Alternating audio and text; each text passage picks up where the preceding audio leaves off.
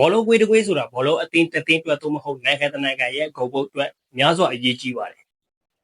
ကမ္ဘာပေါ်မှာဘောလုံးကွေးတွေများစွာရှိတဲ့ထဲမှာတချို့ကတော့သမိုင်းဝင်အောင်မြင်မှုတွေတချို့ကတော့ထူးခြားတဲ့ပုံစံဒီဇိုင်းတွေကြောင့်နာမည်ကြီးတာများပါတယ်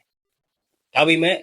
လူဦးရေဝေဆက်မှုအမြင့်ဆုံးဆိုတာကတော့ကျွန်တော်တို့အရန်ကိုထူးခြားတဲ့ဂုဏ်ပုတ်တစ်ခုဖြစ်ပါတယ်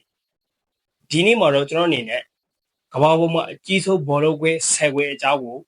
ဘူဒူဒအနေနဲ့တင်ပြပေးပေါ်မှာဖြစ်ပါတယ်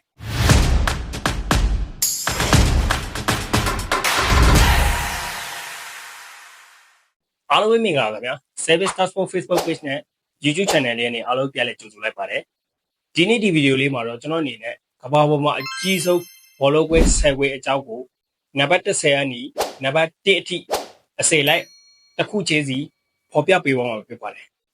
နံပါတ်10 Salt Lake Stadiumနံပါတ်10နေရာမှာတည်ရှိနေတဲ့ဘောလုံးကွေးကြီးကတော့ Salt Lake Stadium ဖြစ်ပြီးအိန္ဒိယနိုင်ငံကလကတ္တာမြို့မှာတည်ရှိပါတယ်ဒီကွေးကို1984ခုနှစ်မှာစတင်တည်ထောင်ခဲ့ပြီး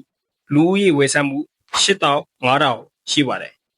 အိန္ဒိယနိုင်ငံရဲ့အရေးကြီးဆုံးကွေးတစ်ကွေးဖြစ်ပြီးအမျိုးသားဘောလုံးအသင်းနဲ့ ISL ကလပ်တွေရှင်းပြကြတဲ့ကွေးတစ်ကွေးလည်းဖြစ်ပါတယ်နံပါတ်9 Bon Air Stadiumနံပါတ်9နေရာမှာတည်ရှိနေတဲ့ဘောလုံးကွေးကြီးကတော့ Bon Air Stadium ဖြစ်ပြီးအီဂျစ်နိုင်ငံ Alexandria မြို့မှာတည်ရှိပါတယ်ဒီကွေးကို2009ခုနှစ်မှာစတင်တည်ထောင်ခဲ့ပြီးလူဦးရေဝယ်ဆမှုကတော့8000နဲ့6000ဖြစ်ပါတယ်အီဂျစ်နိုင်ငံရဲ့အကြီးဆုံးဘောလုံးကွေးကြီးဖြစ်ပြီးအမျိုးသားဘောလုံးအသင်းတွေနဲ့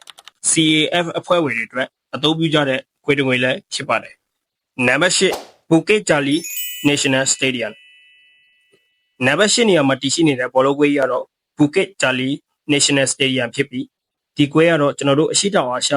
မလေးရှားနိုင်ငံကွာလာလမ်ပူမြို့မှာတည်ရှိပါတယ်ဒီကွေးကို1998ခုနှစ်မှာစတင်တည်ထောင်ခဲ့ပြီးတော့လူဦးရေဝယ်ဆမှု89,411ယောက်ဖြစ်ပါတယ်ဒီကွေးကိုတော့ကျွန်တော်တို့အာဆီယံဂိမ်းစီဂိမ်းနဲ့ AFC ထိပ်တပွဲတွေအတွက်အသုံးများတဲ့ကွေးတစ်ကွေးလည်းဖြစ်ပါတယ်နံပါတ်9 Estadio Artigas Stadium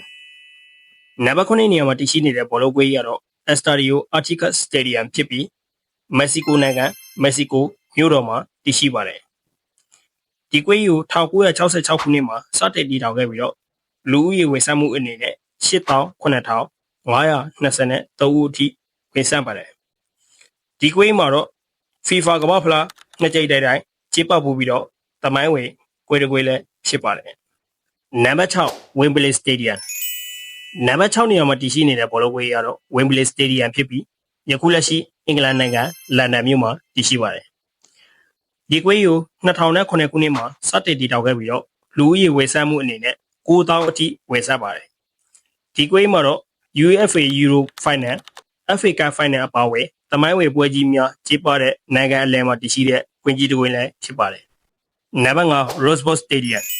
နံပါတ်5နေရာမှာတည်ရှိနေတဲ့ဘောလုံးကွေးရတော့ Rose Bowl Stadium ဖြစ်ပြီးယခုလက်ရှိအမေရိကန်နိုင်ငံကယ်လီဖိုးနီးယားပြည်နယ်မှာတည်ရှိပါတယ်၎င်းကို1922ခုနှစ်မှာစတင်တည်ထောင်ခဲ့ပြီးလူဦးရေဝယ်ဆမှုအနေနဲ့92,542ဦးဝယ်ဆပါတယ်ဒီကွေးကိုများသောအားဖြင့်အမေရိကန်ဘောလုံးအားကစားနည်းအတွက်အသုံးပြုကြပေမဲ့1994ကမ္ဘာဖလားဗိုလ်လုပွဲကိုလည်းကျင်းပခဲ့တဲ့သမိုင်းဝင်ကွေးကြီးဖြစ်ပါတယ်နံပါတ်4 FNB Stadium နံပါတ်4နေရာမှာတည်ရှိနေတဲ့ဘောလုံးကွေးရတော့ FNB Stadium ဖြစ်ပြီးယခုလက်ရှိတောင်အာဖရိကဂျိုဟန်နက်စ်ဘတ်မှာတည်ရှိပါတယ်၎င်းကို1989ခုနှစ်မှာစတင်တည်ထောင်ခဲ့ပြီးလူဦးရေဝယ်ဆမှုအနေနဲ့94,936ဦးထိဝယ်ဆပါတယ်ထိုကွေးဟာ2010ကမ္ဘာဖလားဘောလုံးပြိုင်ပွဲအဖွဲ့ပွဲစဉ်တွေနဲ့ဗိုလ်လုပွဲတွေပါကျင်းပခဲ့တဲ့သမိုင်းဝင်ဘောလုံးကွေးကြီးတစ်ကွေးလည်းဖြစ်ပါတယ်နံပါတ်3 Camp Nou Stadium နံပါတ်3နေရာမှာတည်ရှိနေတဲ့ဘောလုံးကွေးရတော့ Camp Nou Stadium ဖြစ်ပြီးယခုလက်ရှိစပိန်နိုင်ငံဘာစီလိုနာမြို့မှာတည်ရှိပါတယ်၎င်းကို1958ခုနှစ်မှာစတင်တည်ထောင်ခဲ့ပြီးယခုလက်ရှိလူဦးရေဝယ်ဆမှု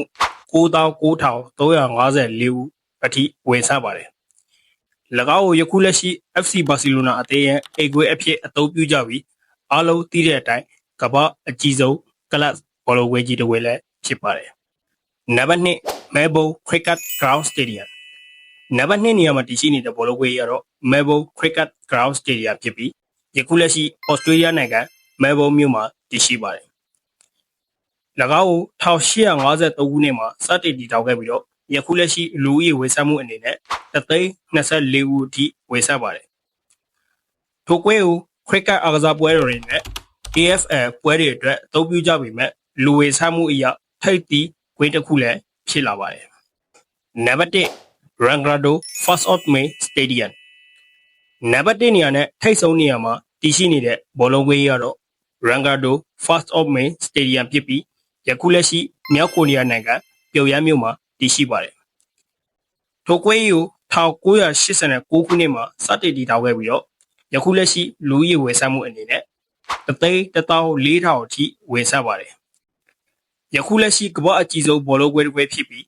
စစ်ရေးလှုပ်ရှားမှုအပြည့်နဲ့ရှေ့ဟာပုံစံဒီဇိုင်းပေါက်ဆထားတဲ့ကွင်းတစ်ကွင်းလည်းဖြစ်ပါတယ်ဒီနေ့ဒီဗီဒီယိုလေးကတော့ဒီလောက်ပါပဲဝေရောက်ကြည့်ရှုပေးတဲ့ညီကိုမောင်နှမတယောက်ချီစီအားလုံးကိုကျေးဇူးများတင်ပါတယ်